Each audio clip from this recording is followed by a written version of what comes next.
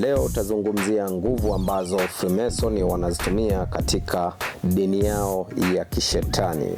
Kabla sijaendelea kukuelekeza hizi nguvu ambazo zinatumika na chama hiki cha Freemason, kwanza kabisa nikukumbushe video iliyopita nilifundisha milango mitatu ambayo inatumika kwa wanachama wa Freemason wapya kuingia kwenye hiki chama cha Masonic au chama cha Freemason.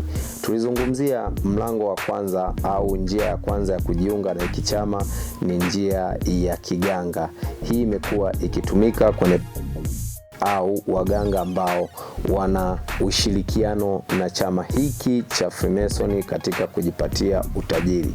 Njia ya pili ni njia ya bahari. Hii imekuwa ikitumika kwa baadhi, lakini hii ni organization katika ushirikiano wa majini.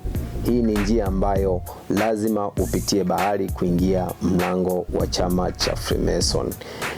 Njia ya tatu ambayo tulikuwa tumeizungumzia ni njia ambayo rafiki au mtu ambaye yupo kwenye chama cha Freemason anakupeleka moja kwa moja. Lakini watu walikuwa na comment sana kulingana na njia ambayo nilizungumzia ya waganga. Hii njia ni nadra sana na mtu uwezi ukaifahamu. Unaweza ukajikuta umeingia kwenye chama cha Freemason, lakini wakati huo ulienda kwa mganga pasipo kujijua, lakini itikadi na vitu ambavyo unakuwa unaashiriwa ni vitu vya Freemason wakati umeenda kwa waganga wa kienyeji. Ukifuatilia sana kwenye hii njia tulizungumzia kwamba kwa mfano Kanumba, kipindi ambacho aliweza kutoa siri za Freemason, kwenye ile video ambayo alikuwa anaonesha kwamba anaenda porini lakini baadaye akajikuta yupo kwenye chama cha Freemason.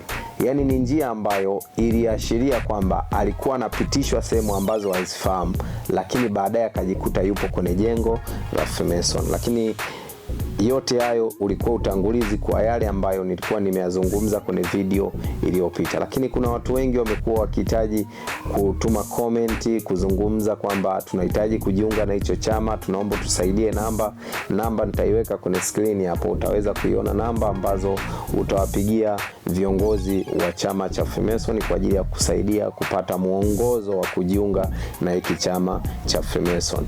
Back on stage, sikiliza, zingatia, kwa sababu hiki chama ndio kinakupatia utajiri, lakini ukikosea au ukienda tofauti na hiki chama kuna adhabu ambazo unazipata.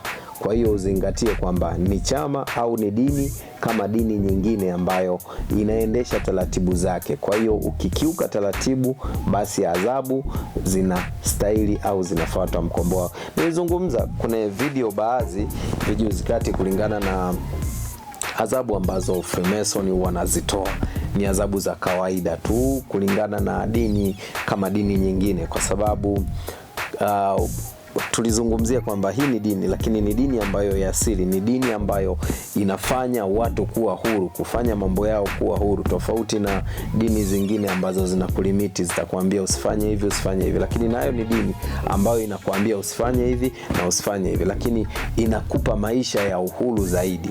Sasa tusitaki kuzungumzia hapo, turudi kwenye topic yetu ya leo, kuzungumzia nguvu ambazo Freemason wanazitumia. Hizi ni nguvu ambazo watu wengi hawajui kwamba Freemason wanatumia nguvu za namna gani. Na unapoingia kwenye chama cha Freemason, je, unapatiwa kitu gani ambacho wewe kitakuwezesha kuwa na nguvu hizi za Freemason? Kwanza, unapoingia kwenye chama cha Freemason kuna kitu wanaita ring. Yaani ukizungumzia ring unazungumzia pete. Kwa lugha sahihi ya Kiswahili unasema pete, lakini hili inaitwa vipi? Inaitwa pete ya Freemason. Pete ya Freemason ndipo kuna siri kubwa ambazo zimewekwa hizo nguvu. Lakini sasa hivi kulingana na utandawazi na watu kutaka kujua vitu vingi na kuonekana mara nyingi kwa pete, kuna vitu vingi ambavyo vimeongezwa. Kunakuwa na pete, kunakuwa na fimbo. Ile fimbo unapewa mtu ambaye tayari umedevelop, yani mtu ambaye tayari umekuwa mwenyeji kwenye hiki chama cha Freemason. Kuna vitu vinaitwa 3 degrees, 1 degrees, yani ni vyeo ambavyo kulingana na jinsi ambavyo mwanachama ameweza kuhudumu chama na ameweza kufanya makubwa katika chama. Sasa haya tutakwenda kuzungumza kwenye video nyingine. Sasa hili uweze kuyafahamu na mambo mengine hayo kuhusiana na vyeo, wanachama, umeweza kuhudumu na umeweza kupata cheo gani katika Freemason. Haya ni mambo ambayo ni ya mambo ya kafara. Hili ni somo lingine ambalo tutakwenda kuzungumzia kafara, namna gani una escape, unatoka, unapata cheo na vitu kama hivyo. Lakini maswali ya watu wengi walizungumzia kwamba namna gani Freemason unapata utajiri. Freemason unapoingia kwenye chama tu ili umesainishwa, moja kwa moja unakabidhiwa, kuna kitu tunaita fungu.